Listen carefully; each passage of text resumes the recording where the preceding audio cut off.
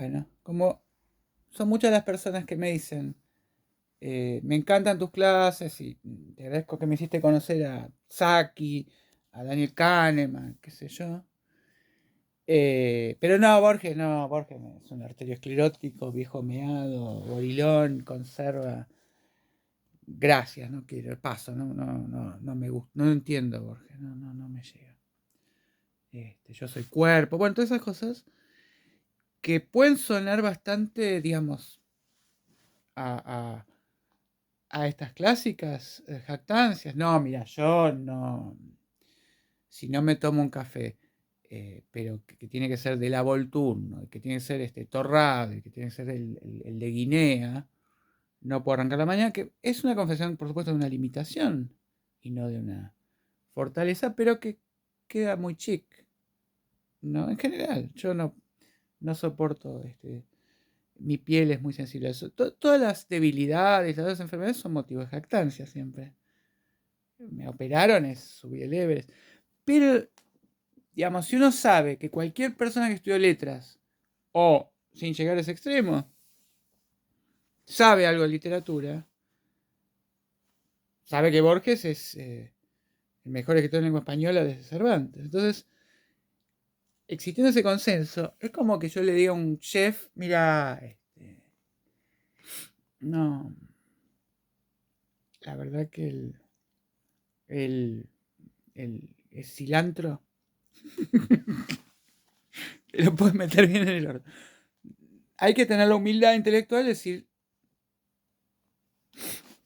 pero no es una cuestión de humildad, es una cuestión de que si nosotros tenemos al mejor jugador del mundo, no tenemos a Messi, y es como que alguien me diga, yo veo los partidos de la B, los de la... Ahora cuando juega Messi no veo, no lo entiendo.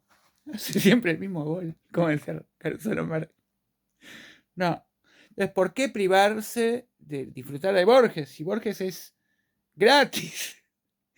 Hay muchos problemas en este momento. No nos empobrezcamos más. Vamos a leer el Aleph. No es el cuento más sencillo, pero ya hay un antes y un después. Después de haber leído el Aleph, después de haber escrito el Aleph, ya Borges es otro Borges. Es un momento bisagra. Es salir de la crisálida. Borges había sido un escritor vanguardístico. Parece increíble. Había escrito los himnos rojos, era comunista Borges. Luego se arrepintió, bueno, cambió todo. Eh, bueno, de hecho yo tengo, por ejemplo, la edición de 1974 de las obras completas, que se llama así, obras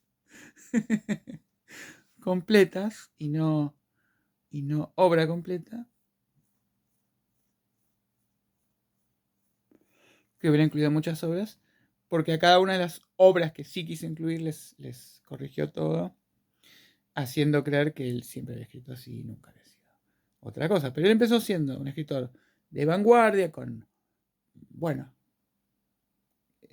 el ultraísmo, distintos movimientos que buscaban actualizar, modificar, centrarse en la metáfora. Era muy barroco Borges. Y acá hay un personaje del cual se burla, que parece mucha gente, digamos, considera que es concretamente Oliverio Girondo, porque Nora Lange le gustaba a él y se quedó con él, malvado rival. Bueno, hay muchos que consideran. Se, pueden, se puede pensar que el modo engolado, hay muchas cosas de Oliverio que están. Pero también está el tema de que se llama Daneri, y estas simetrías imperfectas en Borges son. Sería Neruda. Y le dieron el premio Nobel a Neruda que estaba previsto para Borges. El día que Borges acepta de manos de Pinochet el honoris causa de Cuyo, o sea, no era un premio importante, no era un mango, y dice Chile tiene forma de espada, y dicen, bueno, este tipo es de derecha, es facho. Bueno, vamos a leer directamente un poquito, a ver qué les parece. El Aleph comienza con dos epígrafes. El primero ya muestra la vocación de Borges de abrazar como ideal literario a Dante Alighieri, la Divina Comedia. El Aleph mismo es una historia muy imitativa en cuanto a estructura y en cuanto a, a ser inspirado por una especie de mujer amada, pero cortés, o digamos, una mujer ideal, pero que está ausente, ¿no? Como Beatrice. Bueno, como ustedes saben, la Divina Comedia es una reelaboración, una transliteración de la Eneida, que a su vez reelabora Homero, o sea que es. Y a su vez de este libro emana una imitación ingeniosísima que se llama Help a él de Fogwill y una sátira maravillosa de Fontana Rosa. Bueno, vamos a empezar entonces con una cita de Hamlet.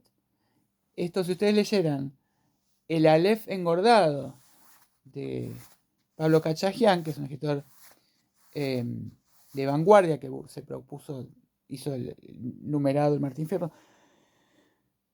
se tuvo que comer un juicio de Kodama que considero que estaba queriendo lucrar o colgándose las tetas de Borges. Es lindo decir eso. Primero porque Moria Kazan no es Kodama, no me venís en juicio de que dije la frase colgó las tetas por plagio. Pero además es lindo inyectarle un poquito de erotismo y de picardía y de pimienta a un Borges parroquial, ¿no? Cachajian entonces recupera la cita completa porque se propuso en cada oración agregarle algo de su propia cosecha, pero no se sepa si era de Borges o suyo. En el caso de Shakespeare, no inventó nada él, sino que la cita completa es hermosa. Dice, Dios mío, yo podría estar encerrado en una cáscara de nuez. Nutshell es también como un sinónimo de brevedad para los ingleses, ¿no? Para decírtelo sintéticamente se dicen to say it in a nutshell, ¿no? Entonces, oh God, I could be bounded in a nutshell and count myself the king of infinite space. ¿Podría estar encerrado en una caja de nuez? Considerarme a mí mismo rey del espacio infinito, autopercibirme emperador. Pero, agrega, were it not that I have bad dreams, ¿no? Si no fuera que tengo pesadillas. O sea, ¿qué está diciendo? Puedo sobreponerme a las circunstancias opresivas que me rodean y empoderarme y sentirme fuerte, o sea, la subjetividad imponiéndose sobre, digamos, la objetividad, y luego una nueva vuelta, como el determinismo, la nueva vuelta de la subjetividad que nos aplasta desde adentro, si no fuera porque sufro pesadillas. Entonces, la otra que dice, pero claro, Borges necesitó cortarla antes, y no agrega si no fuera porque lo que quiere es la imagen de ser rey del espacio infinito y la nuez, porque la Aleph es una esfera tornasolada que contiene todos los puntos del universo. Bueno, y acá tenemos la cita del Leviatán, de Hobbes, que bueno, no necesito explicar la filosofía de Hobbes, no tenemos mucho tiempo. Es una cita en la cual él no se refiere ahí más que a lo siguiente. Es una conceptualización de cómo es la eternidad, de cómo Dios, digamos, participa de la eternidad y al mismo tiempo ve el presente. Entonces, en el Leviatán dice que Dios puede al mismo tiempo ver el presente, el pasado y el futuro. Así que está en una misma, digamos, esfera todos los tiempos. ¿Y por qué esta cita es tan importante? Porque realmente toda la idea del Aleph se le ocurrió a Borges cuando lee esa definición de la eternidad y dijo, bueno, ¿no sería divertido pensar esto mismo, pero en el espacio, en lugar del tiempo? Que no hubiera, digamos, presente, pasado y futuro, sino que todos los lugares estuvieran en uno. Vamos a ver qué hace con eso. Empieza con una oración extensa. ¿Por qué? Porque en esto sí toma de modelo el Quijote. Quijote que empieza con una oración extensa que muchos sabían de memoria, ¿no? En un lugar de la Mancha, de cuyo nombre no quiero acordar, ¿no? Y ahora se ha descubierto que una antigua palabra que decía, que la gente decía de artillero, que creían que era oxidado y ahora descubrieron que no, que es reluciente. Bueno, pero esto por el español antiguo, porque el Quijote ha adquirido ecos marciales, ribetes épicos, porque uno oye, vive Dios que me espanta esta grandeza, y lo escucha como algo muy impresionante, solemne, ¿no? No tenía nada de solemne. Cervantes era considerado un escritor malísimo. Quevedo, Góngora, Lope de Vega, el siglo de oro español, los más grandes genios se pasaban versificando puteadas, perro gongorís, qué sé yo, pero en lo único que sí se ponen de acuerdo los tres entre sí, y Baltasar Gracián, todos. Lo único que estamos de acuerdo es que escribe pésimo Cervantes. Y es el único que ahora ha perdurado, ¿no? Bueno, en una oración larga, uno ya está dentro del Quijote una vez que leyó la primera oración. Entonces, empieza una oración larga, porque además Borges considera que un buen escritor domina la oración larga, no tiene miedo. Eso se lo dice a Bioy Casares, que acaba de escribir, temblando, aterrorizado, la invención de Morel, todo con oraciones cortas para no cagarlo. La candente mañana de febrero, la palabra candente no se usaba ya en la época en que él escribió esto. Él no lo escribió en realidad. Él se lo fue dictando a Estela Canto, que lo escribía en unas hojitas cuadriculadas. O sea que cuando él le regala el manuscrito original, no es que él se lo regala, además el manuscrito está escrito por Estela Canto. Después sí es verdad la anécdota que ya necesita guita y se lo vende a un grupo empresario español, ¿no? Por $20.000. Y cuando a Borges le dicen esto, se ríe y dice, yo si fuera un verdadero caballero iría ya mismo al baño a suicidarme para que valga más ese manuscrito. Pero el manuscrito no es la letra de Borges. Bueno, porque ese es un trabajo muy interesante que ha hecho, Daniel Balderston. Supongo que conocen a Daniel Balderston de Variaciones Borges, que es el máximo experto en exhumar antiguas versiones, cotejarlas, contrastarlas, y realmente la Aleph tenía distintas versiones. Y es maravilloso ver el talento de Borges para corregir, eso es increíble.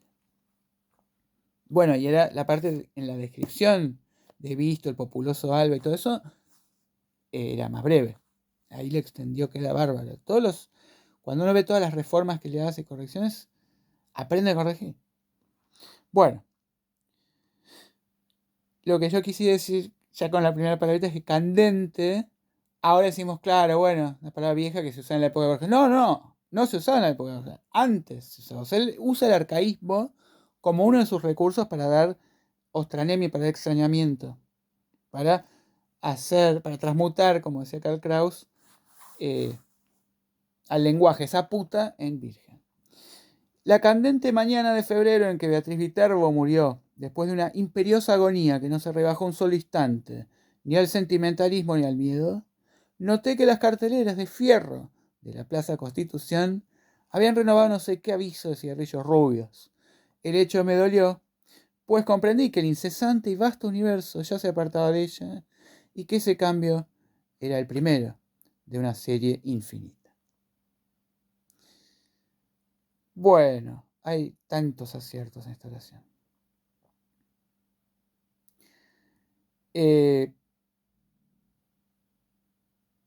Por ejemplo, la renovación es de cierto cigarrillo rubio. Como Borges escribe, pensando en que tiene que trascender 200 años lo que él escriba, no se ata una marca, para que no quede fechado.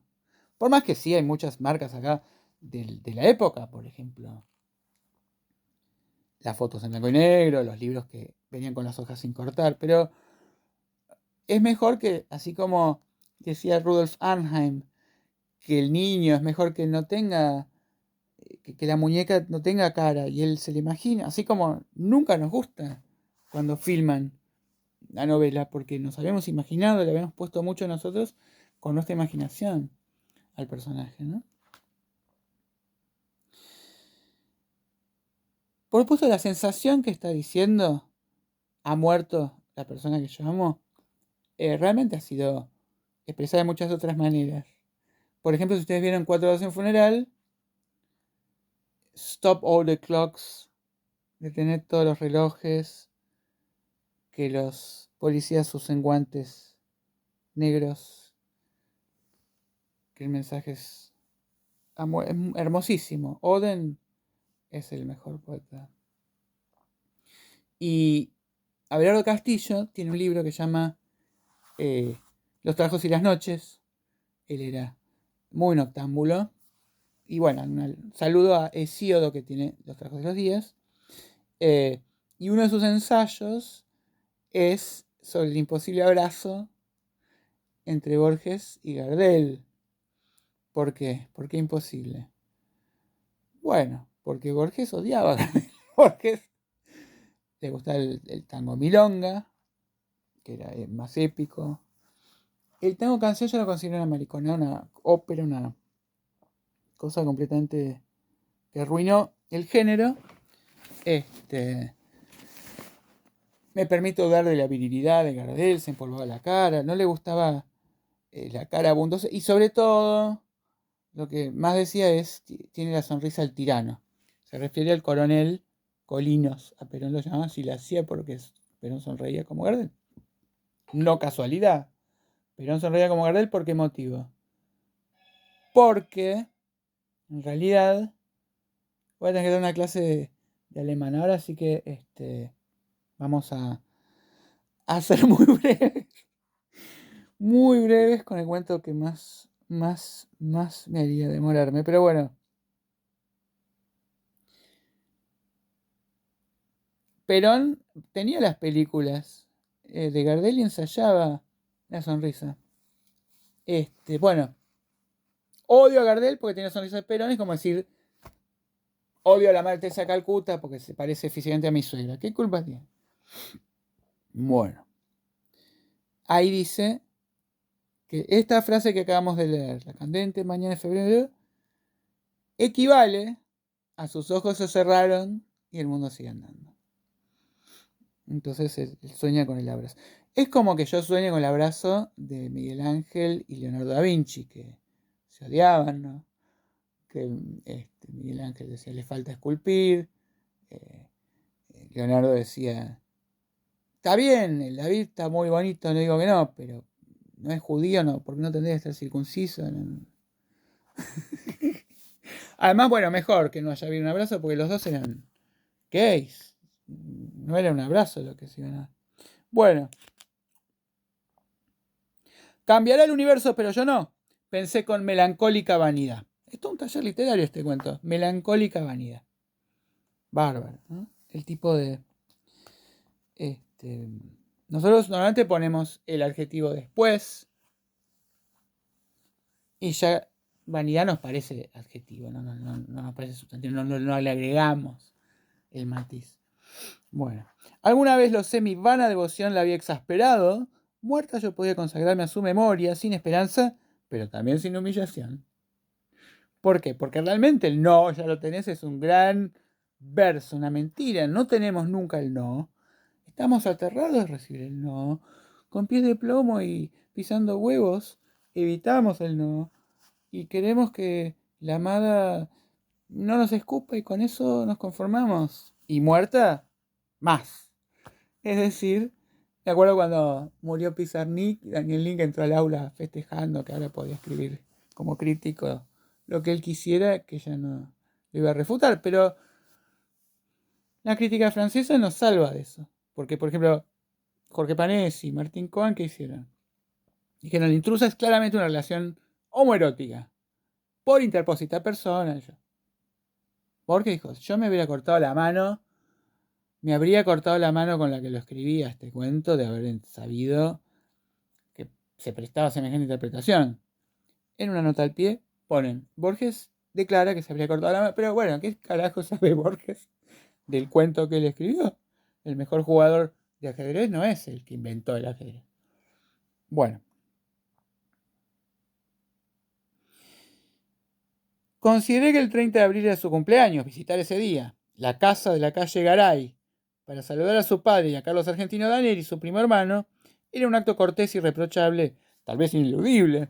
¿No? Se salió tanto de la baña, ¿cómo no voy a ir el cumpleaños de mi amada muerta a visitar a su hermano? En la original eran hermanos incestuosos. Pero bueno, acá es un primo hermano.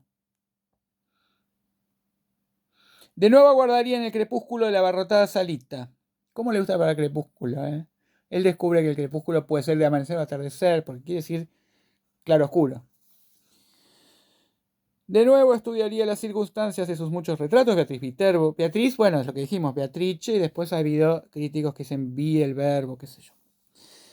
Pero la razón verdadera que se llama Viterbo es porque Borges está poniendo una calle que existe, todos rasgos circunstanciales realistas, ¿no? Bueno, de nuevo guardaría en el crepúsculo de la abarrotada salita, de nuevo estudiaría las circunstancias de sus muchos retratos, Beatriz Viterbo de perfil, en colores, con antifaz en los carnavales de 1921, la primera comunión de Beatriz. Beatriz sería su boda con Roberto de Alessandri, Beatriz poco después del divorcio, en un almuerzo de club hípico, Beatriz en Quilmes con Delia San Marco por ser y Carlos Argentino, con el pequinés que le regaló Villegas Aedo, Beatriz de frente y de tres cuartos sonriendo la mano al mentón. No estaría obligado, como otras veces, a justificar mi presencia con módicas ofrendas de libro. Está muy bien la palabra ofrenda. Es realmente esa idealización a una deidad, ¿no? Libros cuyas páginas finalmente aprendí a cortar para no comprobarme después que están intactos. Es decir, el enamorado hace todo. Dice, yo le llevo el regalo y me convenzo a mí mismo de que ella lo lee. Yo corto las páginas porque si no, no me puedo hacer creíble a mí, aunque sé que no los lee, que los lee, ¿no? Es decir, antes había, seguramente conocen estos señaladores metálicos con un cuchillo, porque se tenían que cortar, venían los libros impresos pero sin cortar las páginas, venían pegadas. Beatriz Viterbo murió en 1929. Desde entonces no dejé pasar un 30 de abril sin volver a su casa. Yo solía llegar a las 7:15 y quedarme 25 minutos. Cada año aparecía un poquito más tarde, me quedé un rato más. En 1933 una lluvia torrencial me favoreció. Tuvieron que invitarme a comer. No desperdicié como es natural ese buen precedente. En 1934 aparecí ya desde las 8 con un alfajor santafesino y con toda naturalidad me quedé a comer. Así en aniversarios melancólicos y vanamente eróticos, porque esto es la fiestita, esto es hot para Borges. Recibí las graduales conferencias de Carlos Argentino Daneri. Beatriz era alta, frágil, muy ligeramente inclinada. Había en su andar, si el oxímoron es tolerable, realmente oxímoron es un adjetivo que acentúa algo, no es necesariamente una contradictio in adjecto, ¿no? No es helado caliente, como diría un humorista, o Groucho dice inteligencia militar. No es necesariamente el contraste. En poesía, como sentí como el ardiente frío de tu oscura luz, todo eso, y bueno, como una graciosa torpeza, que perfectamente podemos entender lo que es la graciosa torpeza, nos enternece a veces cierta minusvalía, un principio de éxtasis. Yo le prometí a un amigo que no solo en el Aleph está la esfera que contiene todos los lugares del universo, sino que todas las cosas del universo están nombradas en el Aleph. Entonces me dice, sí, las drogas de diseño, éxtasis. El técnico de River, el gallardo apóstrofe. Bueno. Carlos Argentino es rosado, considerable, canoso, de rasgos finos. Ejerce no sé qué cargo subalterno en la biblioteca ilegible de los Arrayales del Sur. Borges ejercía no sé qué biblioteca en los Arrayales del Sur. Ahora, la palabra biblioteca ilegible es otra figura retórica. Aprovechemos a aprenderla, se llama hipalaje. Es como el epíteto desplazado. Es como si dijéramos en lugar del champán por mimoso, el mimoso champán. Entonces, esto está en Virgilio. Iban oscuros por la sombra era lo oscuro, ¿no? Está en Milton, las estudiosas lámparas, los estudiantes son los estudiosos de las lámparas de la biblioteca se refiere, pero se condensa el sentido y se entiende, porque nadie, si decís un salón infantil, me dice, qué pueril ese salón, caer en un pozo creativo. ¿Cuánta creatividad tiene ese pozo? Entonces, biblioteca ilegible, por supuesto lo ilegible no es la biblioteca, sino sus libros, digamos. Hay una figura que también se llama sinécdoque y otra se llama, bueno, la metonimia. Vamos, un poco se sobrelapan. Bueno, acá viene un chistecito de Borges, pero bueno, es un chistecito de Borges. Es autoritario, pero también es ineficaz. Uno espera luego de la adversativa una compensación, como bueno, siempre es muy puntual, pero es un pan de Dios, una muy buena persona. ¿No? Si no parece el chiste de Monty Python. Lo siento, mi mujer es impertinente, nauseabunda, horrible, pero bueno, por otra parte, no, discúlpeme, no se me ocurre nada. Ese chiste, acá, bueno, es como decir, bueno, es asesino, pero tiene halitosis. Uno esperaba que dijera algo bueno, ¿no? Y por otra parte, es cierto que sí se puede ser autoritario e ineficaz. Yo conozco mucha gente que se enoja muchísimo y viven más enojados aún porque son enojos completamente inconducentes, ¿no? Aprovechaba hasta hace muy poco las noches y las fiestas. Esto sí es claramente un chiste de Borges, de stand-upero, de cri-cri, de pa, pa, pa, pa. Aprovechaba hasta hace muy poco las noches y las fiestas para no salir de su casa. A 2 generaciones de distancia, la S italiana y la copiosa gesticulación italiana sobreviven en él. Si vos llevas este manuscrito, taller literario que te corrigen. ¿Para qué pones 2 veces italiana? No, Borges descubre que lo que, como escritores, podemos sentir al leerlo nosotros como un error, una redundancia, que es la repetición, es enormemente útil, incluso acelera la lectura de la repetición. Por eso Borges escribe, por ejemplo, hacia 1500, el padre Bartolomé de las Casas sintió infinita lástima por los indios que se agotaban en las minas de carbón de las antillanas y mandó a exportar negros que se agotaran en las minas de carbón. Y uno diría, no hace falta decir todo eso. Como que yo diga, yo enseño alemán a los argentinos que no saben hablar alemán y español a los alemanes que no saben hablar español. Nadie lo diría así, me dirían, bueno, resumir, y viceversa, chau. Ahora, cuando uno lo lee, sobre todo si es algo irónico, no solo como ya lo tiene masticado, ya lo tiene leído, lo pasa rápido, y es uno de los pocos casos donde Borges acelera la lectura, pero siempre la ralentiza. En eso sí, no se muestra en absoluto discípulo de Oscar Wilde, aunque en tantas otras cosas es tan imitativo. Bueno, tampoco en la sensualidad, en que aparezcan los sentidos y lo sensorial. Borges claramente abomina de lo que podríamos llamar una sexualidad normal, no en un sentido normal, que es normal, pero digamos, sí puede sentir entusiasmo por el incesto o por que el niño ve cuando la madre lo besa, al padre besando a la madre cuando lo estaban concibiendo. O sea, todo lo que es medio perverso sí le atrae. Pero bueno, si no, no. Y mucho menos lo que es la afectividad normal, digamos. Odia lo que es sensible y sentimental y cursi, pero directamente por una especie de culto a ocultar la emoción. Británicamente, ¿no? Bueno. Su actividad mental es continua, apasionada, versátil y del todo insignificante. Abunda en inservibles analogías y en ociosos escrúpulos. Tiene como Beatriz grandes y afiladas manos hermosas. Todo, si ustedes leen Oscar Wilde, ven que todo es una deriva de Oscar Wilde, ¿no? Como todo bastante interesante lo que dijiste, pero estabas muy lindo al decirlo, eso es lo más importante. Durante algunos meses padeció, son importantes las afiladas manos hermosas. Heidegger se desilusionó de Hitler porque Hitler no cuidaba bien sus manos. Bueno, durante muchos meses padeció la obsesión de Paul Fort, menos por sus baladas que por la idea de una gloria intachable. Es el príncipe de los poetas de Francia, repetía con fatuidad. En vano te revolverás contra él, no lo alcanzará, no, la más inficionada de tus saetas. Con esto te muestra cómo habla así pretenciosamente, y en español castizo para parecer más literato. El 30 de abril de 1941 me permití agregar al alfajor una botella de coñac del país. Carlos Argentino lo probó, lo juzgó interesante y emprendió al cabo de unas copas una vindicación del hombre moderno.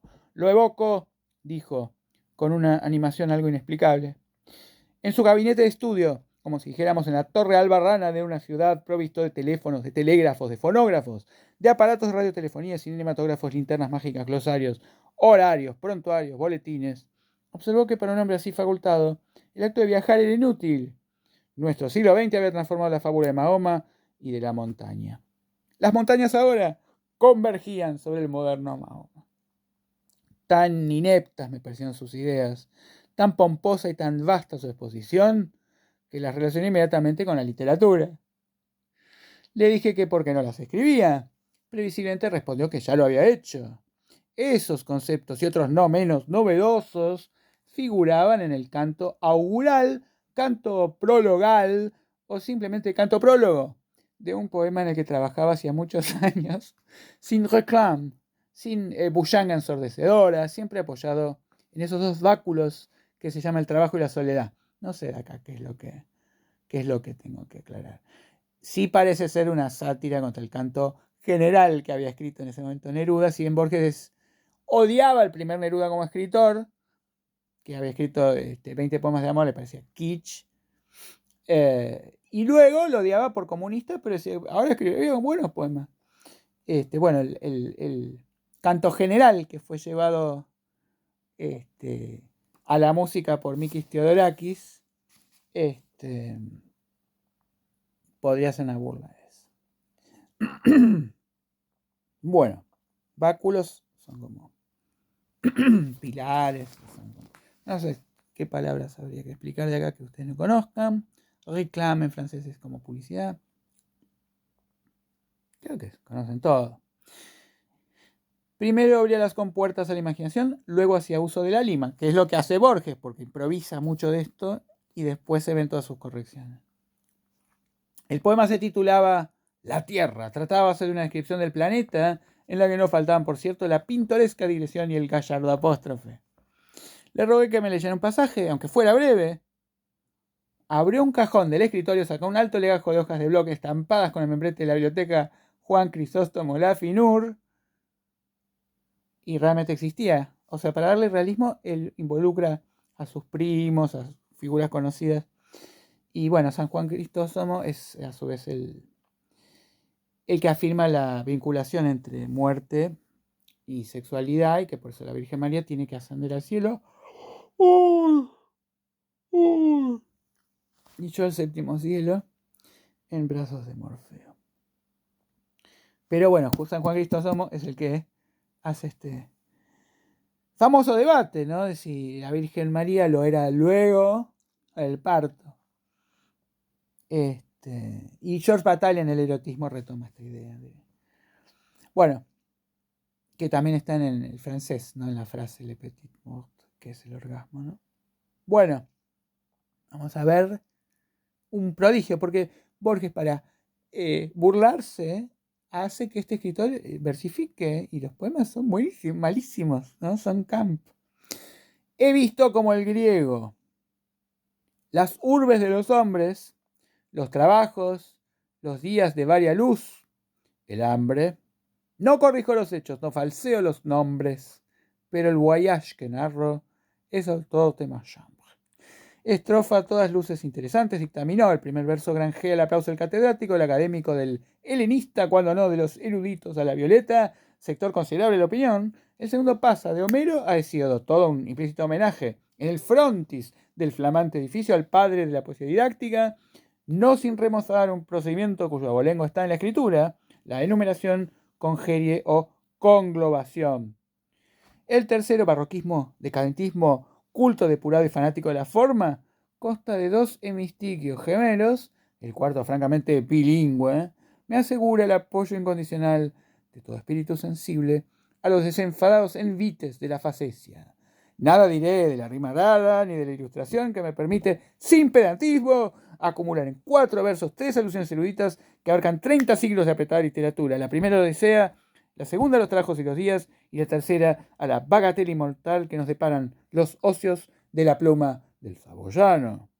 Comprendo una vez más que el arte moderno exige el bálsamo de la risa, el scherzo, decididamente tiene la palabra Goldoni. Otras muchas estrofas me leyó que también obtuvieron su aprobación y su comentario profuso, nada memorable. Había en ellas, ni siquiera la juzgué mucho peores que la anterior.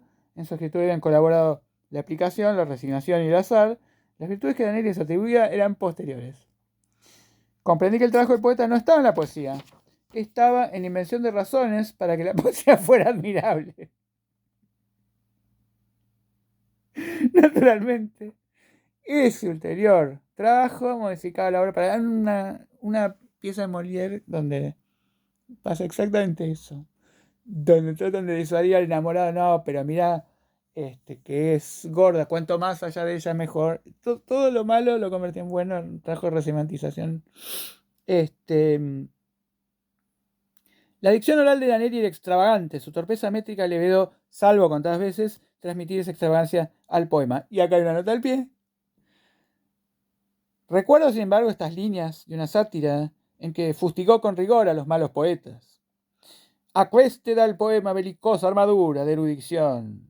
Estotro le da pompas y galas, ambos baten en vano las ridículas alas, olvidaron, cuitados, el factor hermosura. Porque Borges, en esto sí, se basa en Oscar Wilde, creía en la belleza estilística. O sea, él claramente no creía como los Lamborghini en que el arte puede escindirse de la belleza, así como el arte no figurativo, el arte concepto de Warhol. No, el arte tiene que ser belleza. Agrega aquí, solo el temor de crearse un ejército de enemigos implacables y poderosos lo disuadió, me dijo, de publicar sin miedo el poema. Esto sí es una burla a Sábato, que le dijo que era demasiado fuerte esto que estaba por escribir y lo quemó. Y bueno, decía, demasiado débil. Bueno, una sola vez en mi vida he tenido ocasión de examinar los 15.000 dodecasílabos del Poliolbión, esa epopeya topográfica. Existe. Claro, porque vos sos maestro, no había Google, no había Wikipedia, de cosas apócrifas. Es capaz de inventar a Don Juan Rustiliano de Nicómaco del siglo XII y todo así. Registró la fauna, la flora, la hidrografía, la orografía, la historia militar y monástica de Inglaterra. Estoy seguro de que ese producto considerable, pero limitado, es menos tedioso que la vasta empresa congénere de Carlos Argentina. Se proponía versificar toda la redondez del planeta. En 1941 ya había despachado unas hectáreas del estado de Queensland, más 1 kilómetro del curso del Ob, un gasómetro al norte de Veracruz, las principales casas de comercio de la parroquia de la Concepción, la quinta de Mariana Cambaceres de Alvear en la calle 11 de septiembre, en Belgrano, y un establecimiento de baños turcos no lejos del acreditado acuario de Brighton. Me leyó ciertos laboriosos pasajes de la zona australiana de su poema, esos largos e informes alejandrinos, bueno, saben que el alejandrino es por la cantidad de... Sí, saben, ¿no? Bueno, están los sonetos. Esto tendríamos que hacer una clase aparte sobre métrica, me parece que sería muy interesante. Porque no siempre saben, ¿no? Lo que trae de Petrarca, Garcilaso, lo voy a hacer en una clase dedicada a una amiga mía que se llama Laura y vamos a hacer todas las Lauras de la literatura. Ahí está. La ciudad sin Laura. Laura no está. Lo que me costó el amor de Laura. Walter Benjamin. La pérdida de Laura, la perdida de Laura, la perra. Bueno, Laura se te delatan. Bueno,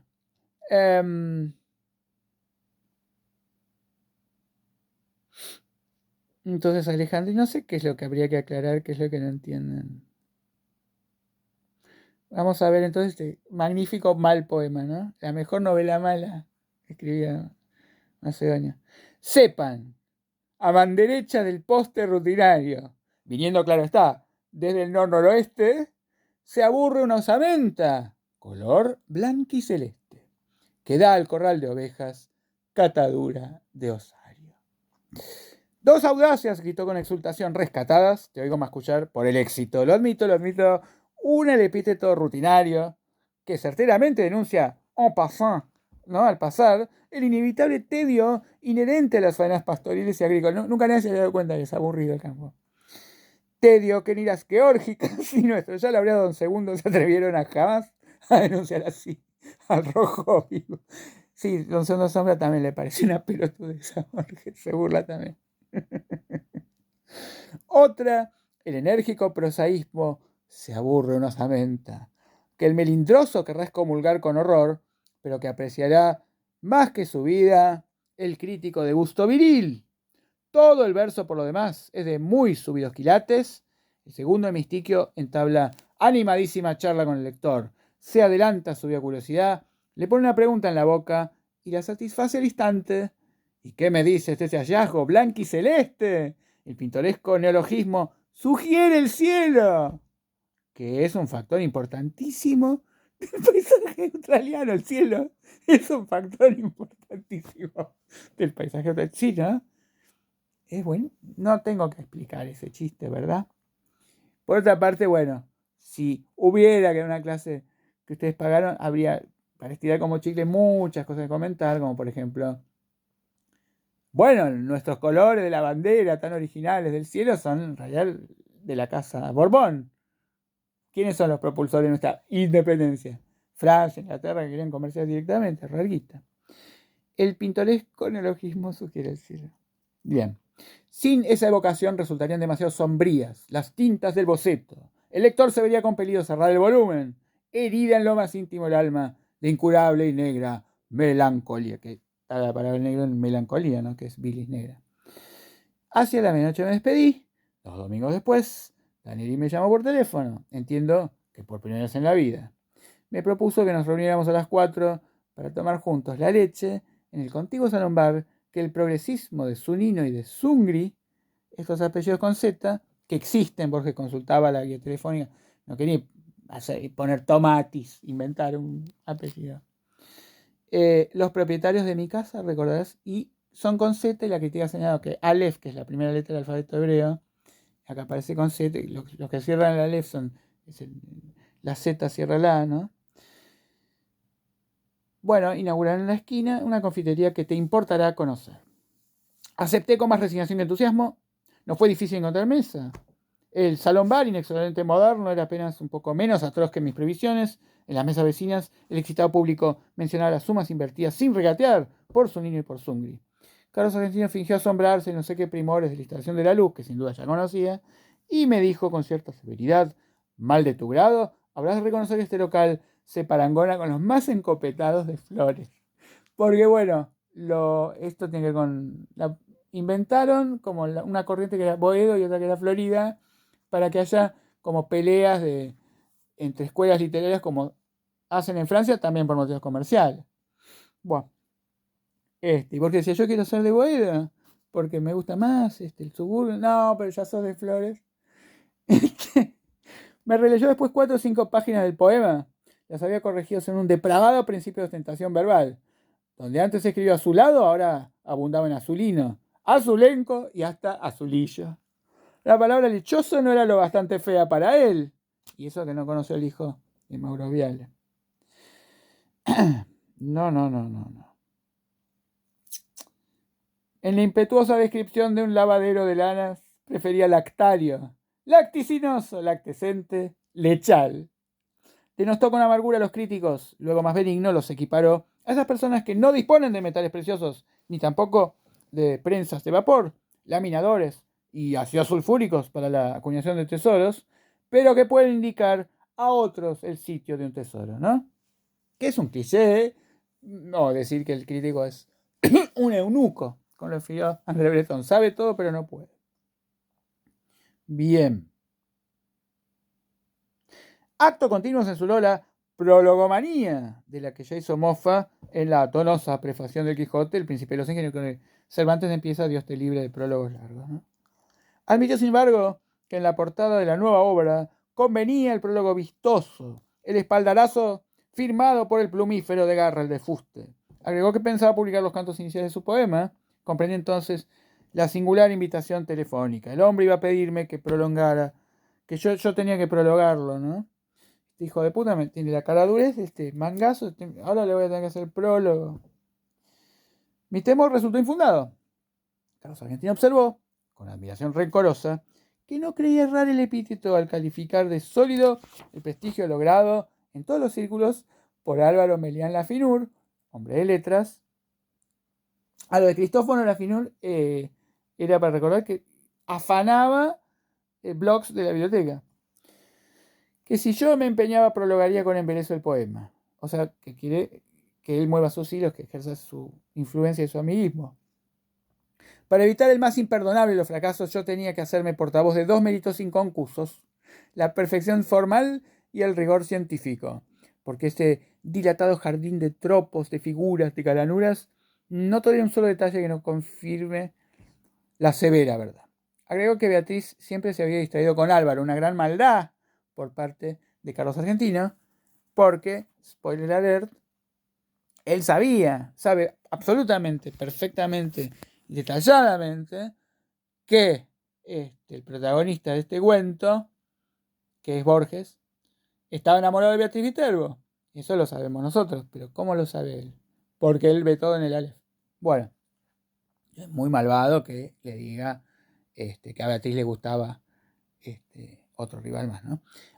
Profusamente asentí, aclaré para mayor verosimilitud que no hablaría el lunes con Álvaro, sino el jueves, en la pequeña cena que suele colorar toda reunión del club de escritores. No existe tal cena, pero sí es irrefutable que las reuniones tienen lugar los jueves, hecho que Carlos Argentino Daneri podía comprobar en los diarios y que le dotaba de cierta realidad a la frase. Dije entre adivinatorio y sagaz que antes de abordar el tema del prólogo, describiría el curioso plan de la obra. Nos despedimos. Al doblar por Bernardo de Irigoyen, encaré con toda imparcialidad los porvenires que me quedaban. A hablar con Álvaro y decirle que el primo hermano aquel de Beatriz, ese eufemismo explicativo, me permitiría nombrarla. Es verdad, el enamorado tiene imantado, tiene mágicamente poder nombrarla. Camino por esta calle donde pasó ella. Es una actitud así de magnetismo animal. Entonces, sí, el nombrarlo, bueno, uno se vuelve nominalista, platónico. Por más que Julieta, recontra caliente, le dice: Romeo, venía a poseerme. ¿En qué parte de mi cuerpo está mi nombre? No importa que seamos Capuletos y Montescos. Garchemos. Bueno, entonces, ese eufemismo explicativo me permitiría nombrarla. Salame había elaborado un poema que parecía dilatar hasta lo infinito las posibilidades de la cacofonía y del caos. O C, B, no hablar con Álvaro. Preví lúcidamente que mi desidia optaría por B. A partir del viernes a primera hora empezó a inquietarme el teléfono. Me indignaba que ese instrumento, que algún día produjo la irrecuperable voz de Beatriz, pudiera rebajarse al receptáculo de las inútiles, quizás coléricas quejas de ese engañado Carlos Argentino Daneri. O sea, él está esperando el llamado. Es medio histérico, ¿no? Pero está también acá este eco de Shakespeare que dice en Lear, ¿no? Un ratón puede vivir, pero Cordelia está muerto. Este teléfono que tiene la hermosa, sublime voz de Beatriz, ahora. Bien. Felizmente nada ocurrió, salvo el rencor inevitable que me inspiró aquel hombre que me había impuesto una delicada gestión y luego me olvidaba. El teléfono perdió sus terrores. O sea, él tenía un llamado y el teléfono perdió sus terrores. Está bien escrito, está bastante bien escrito este cuento, ¿no? Pero a finales de octubre Carlos Argentino me habló. Estaba agitadísimo, no identifiqué su voz al principio, con tristeza y con ira, balbuceó: que eso ya, ilimitado, su nino y zungri, hizo pretexto de ampliar su desaforada confitería, iban a demoler su casa. La casa de mis padres, mi casa, la vieja casa inveterada de la calle Garay, repitió, quizá olvidando su pesar en la melodía. Es decir, un enfermito de las palabras, que es capaz de llamar a los bomberos, pero haciendo rimas. Se incendia mi casa, no sé bien qué pasa. Entonces, el tipo solo ve las palabras y no la realidad, ¿no? No me resultó muy difícil compartir su congoja. Ya cumplido los 40 años, todo cambio es un símbolo detestable del pasaje del tiempo. Además, se trataba de una casa que para mí aludía infinitamente a Beatriz. Quise aclarar ese delicadísimo rasgo. Mi interlocutor no me oyó, dijo que si Zunino y Zungri persistían en ese propósito absurdo, Zuni y su abogado los demandaría ipso facto por daños y perjuicios y los obligaría a abonar 100.000 nacionales. El nombre de Zuni me impresionó. Su bufete en Caseros y Tacuarí es de una seriedad proverbial. Interrogó de si se había encargado ya del asunto. Daniel dijo que le hablaría esa misma tarde. Vaciló y con esa voz llana, impersonal, a que solemos recurrir para confiar algo muy íntimo. Qué bien observado. Dijo que para terminar el poema le era indispensable la casa, pues en un ángulo del sótano había un alef. Aclaró que un alef es uno de los puntos del espacio que contiene todos los puntos. Está en el sótano del comedor, explicó, aligerada su dicción por la angustia. Es mío, yo lo descubrí en la niñez.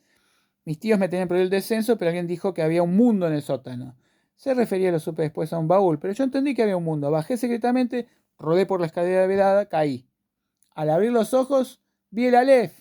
El Aleph, repetí. Sí, el lugar donde están todos, sin confundirse los lugares del orbe, vistos desde todos los ángulos. A nadie revelé mi descubrimiento, pero volví. El niño no podía comprender que le fuera deparado ese privilegio para que el hombre vulgara el poema. Esto es un clásico de casi la literatura cómica, les diría, pero digamos, el Fausto vende el alma para Viagra. Es decir, el gran milagro para una pelotudez, ¿no? O sea, tiene el punto que tiene todos los espacios, lo más mágico del mundo. ¿Y para qué es? Para que escriba sus poemas de mierda. No me despojarán, Zunino y Zungri no, y mil veces no. Código hermano, el doctor Zuni probará que es inajenable mi Aleph. Traté de razonar. ¿Pero no es muy oscuro el sótano? ¡Ah! La verdad no penetra en un entendimiento rebelde. Si todos los lugares de la Tierra están en el Aleph, ahí estarán todas las luminarias, todas las lámparas, todos los veneros de luz. Voy a verlo de inmediato. Corté antes de que pudiera emitir una prohibición. Basta el conocimiento de un hecho para percibir en el acto una serie de rasgos confirmatorios antes insospechados. Me asombró no haber comprendido hasta ese momento que Carlos Argentino era un loco. Todos esos viterbo por los demás. Beatriz, yo mismo suelo repetirlo. Una mujer, una niña de una clarividencia casi implacable, pero había en ella negligencias, distracciones, desdenes, verdaderas crueldades, que tal vez reclamaban una explicación patológica. La locura de Carlos Argentino me colmó de maligna felicidad. Íntimamente siempre nos habíamos detestado. En la calle Garay, la sirvienta me dijo que tuviera la bondad de esperar. El niño estaba como siempre en el sótano.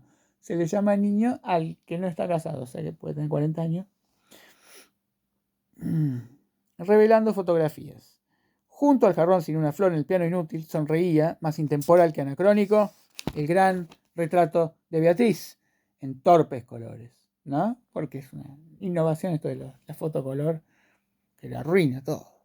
No podía vernos nadie. En una desesperación de ternura me aproximé al retrato y le dije, Beatriz Elena, su segundo nombre es Helena, es decir, la mujer más hermosa para la Grecia antigua. Tenemos a Dante y tenemos a Helena de Troya.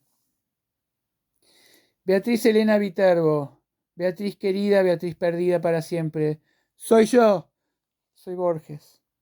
Carlos entró poco después, habló con sequedad, comprendí que no era capaz de otro pensamiento que de la perdición del Aleph. Una copita del pseudo coñac ordenó y te zampuzarás en el sótano, ya ves. El de cubitos dorsales es indispensable. También lo son la oscuridad, la inmovilidad, cierta acomodación ocular. Te acuestas en el piso de baldosas, fijas los ojos en el 19º escalón de la pertinente escalera. Me voy bajo la trampa y te quedas solo. Algún roedor te mete miedo, fácil empresa. A los pocos minutos ves el Aleph, el microcosmos de alquimistas y cabalistas, nuestro concreto amigo proverbial, el multum imparvuo. Ya en el comedor agregó, claro está que si no lo ves, tu incapacidad no invalida mi testimonio. Baja, muy en breve podrás entrar en diálogo con todas las imágenes de Beatriz. O sea, él sabía todo, ¿no? Bajé con rapidez, harto de sus palabras insustanciales. El sótano apenas más ancho que la escalera tenía mucho de pozo. Con la mirada busqué en vano el baúl de que Carlos Argentino me habló. Unos cajones con botellas, unas bolsas de lona entorpecían un ángulo. Carlos tomó una bolsa, la dobló, la acomodó en un sitio preciso. La almohada es humildosa, explicó. Pero si la levanto un solo centímetro, no vas a ver ni una pizca y te quedas corrido y avergonzado. Repantina en el suelo ese corpachón. Cuenta 19 escalones. Cumplí con sus ridículos requisitos. Al fin se fue. Cerró cauteloso ante la trampa, la oscuridad, pese a una endija que después distinguí, pudo parecerme total. ¿Quién escribe tan así? Tan maravillosamente. No pone la oscuridad me pareció total. Pudo parecerme total. Oscuramente, ¿no? Se va como desdibujando vaporosamente esa certeza. Súbitamente comprendí mi peligro. Me había dejado soterrar por un loco, luego de tomar un veneno. Las bravatas de Carlos transparentaban el íntimo terror de que yo no viera el prodigio. Carlos, para defender su delirio y no saber que estaba loco, tenía que matarme. Sentí un confuso malestar que traté de atribuir a la rigidez y no a la operación de un narcótico. Cerré los ojos. Acá hay esto que hacía Chesterton en sus cuentos policiales del padre Brown, sugerir una solución y después dar otra. Y El hombre invisible, por ejemplo, que es... el título es un saludo a Wells, ¿no? Porque El hombre invisible es una novela de Wells.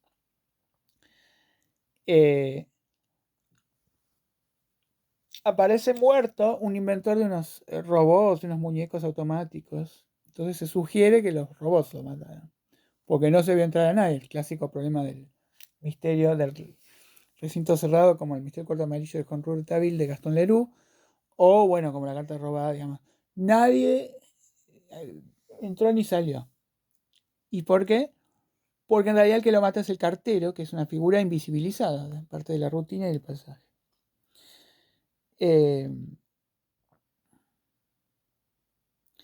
Bueno, toma también del Cuervo de Poe, mejor dicho, de la teoría, de la teorización ulterior que escribió Edgar Allan Poe por encargo, por guita, cómo escribiste el Cuervo, y entonces dice, bueno, lo primero que pensé es que el hombre tiene que estar perturbado, acaba de morir la mujer amada, entonces desde esa emoción podría, digamos, estar alucinando.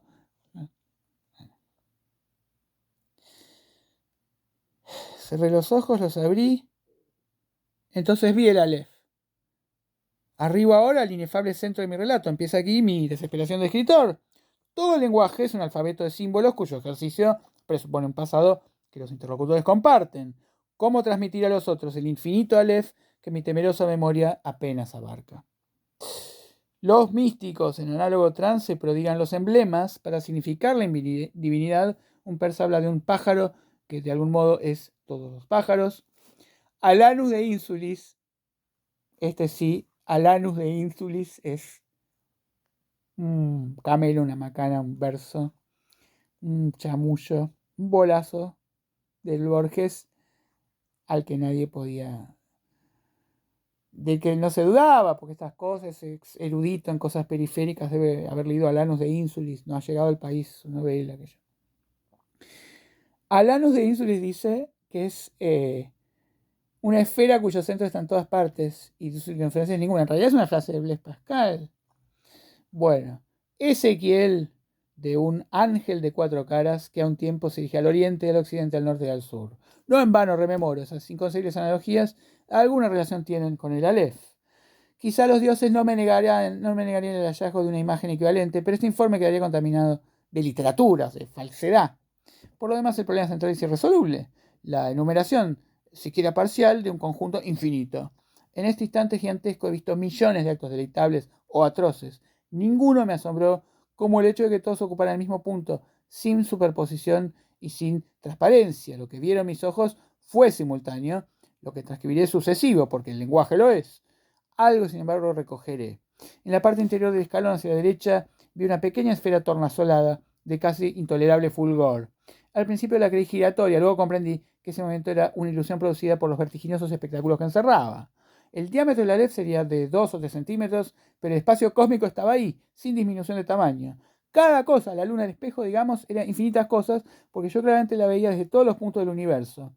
Vi el populoso mar, vi el alba y la tarde. ¿Qué hace Borges? Cuando Borges se desdobla, y es el Borges barroco, del cual se quiere burlar para volverse clásico, utiliza este recurso que se llama enumeración caótica para ser estúpido, porque realmente la descripción que leímos era idiota.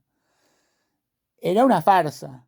Ahora usa este mismo recurso maravillosamente para escribir a Aleph de manera así solemne, como una tragedia, ¿no? Marx, en el 18 de Napoleón, escribió famosamente, tomó esa frase de Hegel que dice que los hechos históricos, los acontecimientos se dan dos veces, y dice sí, pero la primera en forma de tragedia y la segunda en forma de farsa. La primera vez viene alguien grande, después deja como sucesor un imbécil, y esa frase la había escrito Marx en una novela humorística, nonsense, que escribió imitando al Tristram Shandy cuando tenía 19 años y no sabía muy bien qué iba a terminar haciendo en la vida. Estaba estudiando abogacía por insistencia de su padre y escribió eso. Y luego la escribe, o sea que la frase, los hechos se dan primero en forma de farsa y después de tragedia, en Marx se da primero en farsa y después en tragedia. Vi el populoso mar, vi el alba y la tarde, vi las muchedumbres de América, vi una plateada telaraña en el centro de una negra pirámide, vi un laberinto roto, era Londres, vi interminables ojos inmediatos, escrutándose en mí, como en un espejo. Vi todos los espejos del planeta y ninguno me reflejó. Vi en un traspatio de la calle Soler las mismas baldosas que hace 30 años. Vi en el zaguán de una casa en Fraiventos. Vi racimos, nieves, tabaco, vetas de metal, vapor de agua. Vi convexos desiertos ecuatoriales y cada uno de sus granos de arena. Vi en Inverness a una mujer que no olvidaré. Vi la violenta cabellera, el altivo cuerpo. Vi un cáncer en el pecho. Vi un círculo de tierra seca en una vereda, donde antes hubo un árbol. Vi una quinta de Adrogué, un ejemplar de la primera versión inglesa de Plinio, la de Philemon Holland. Vi a un tiempo cada letra de cada página. De chico yo solía maravillarme de que las letras de un volumen cerrado no se mezclaran y se perdieran en el decurso de la noche. Vi la noche y el día contemporáneo, vi en un poniente en Querétaro que parecía reflejar el color de una rosa en Bengala, vi mi dormitorio sin nadie, vi en un gabinete de Alkmaar un globo terráqueo entre los espejos que lo multiplican sin fin, vi caballos de crina remolinada en una playa del mar Caspio en el alba, vi la delicada osatura de mi mano, vi a los sobrevivientes en una batalla enviando tarjetas postales, vi en un escaparate de Mirzapur una baraja española, vi las sombras oblicuas. ¿Ven lo que hacen? Algo muy específico, con algo muy específico para darle una amplitud majestuosa y gigantesca, ¿no? Para dar cuenta de la inmensidad de lo muy chiquitito, ¿no? Vi tigres, émbolos, bisontes, marejadas y ejércitos. Vi todas las hormigas que hay en la tierra. Vi un astrolabio persa. Vi en un cajón del escritorio y la letra me hizo temblar. Cartas obscenas, increíbles, precisas, que Beatriz había dirigido a Carlos Argentino. Vi un adorado monumento en la Chacarita. Vi la reliquia atroz de lo que deliciosamente había sido Beatriz Viterbo. Vi la circulación de mi oscura sangre. Vi el engranaje del amor y la modificación de la muerte. Vi el Aleph desde todos los puntos. Vi en el Aleph la tierra, y en la tierra tras el Aleph, y en el Aleph la tierra.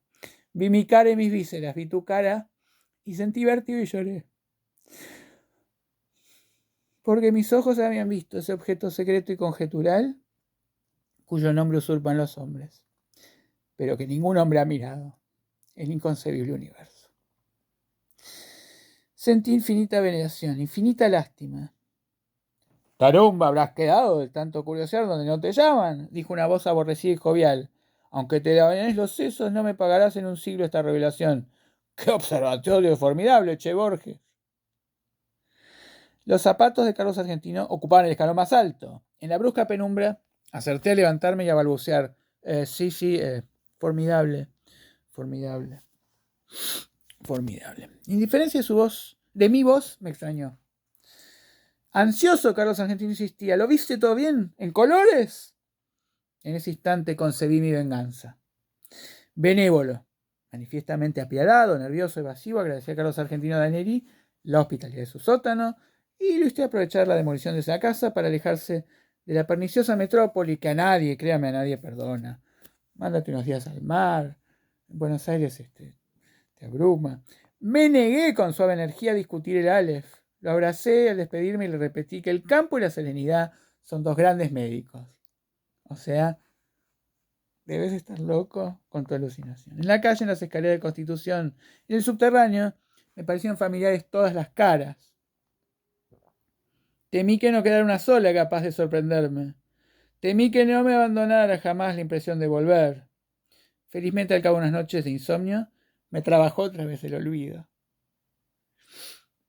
Bueno, postdata de 1 de marzo de 1943, a los 6 meses de la demolición del inmueble de la calle Garay, la editorial Procusto tenía un lecho donde se invita al lecho de Procusto a la gente que, si no entra, le cortan una pierna, le cortan un brazo para que entre. Entonces la editorial Procusto es una editorial que mutila la obra, ¿no? Bueno, no se dejó arredrar por la longitud del considerado del poema y lanzó al mercado una selección de trozos argentinos. Huelga a repetir lo ocurrido. Carlos Argentino recibió el segundo premio nacional de literatura. Borges lo había recibido. Recibí tu apenada congratulación, me escribió. Bufas, mi lamentable amigo, de envidia. Pero confesarás, aunque te ahogue, que esta vez pude coronar mi bonete con la más roja de las plumas, mi turbante, con el más califa de los rubíes. El primero fue otorgado al doctor Aita, el tercer al doctor Mario Bonfanti. Increíblemente mi obra, Los naipes del Taur, no logró un solo voto. Una vez más triunfaron la incomprensión y la envidia. Hace ya mucho tiempo que no consigo ver a Daneri. Los diarios dicen que pronto nos dará otro volumen.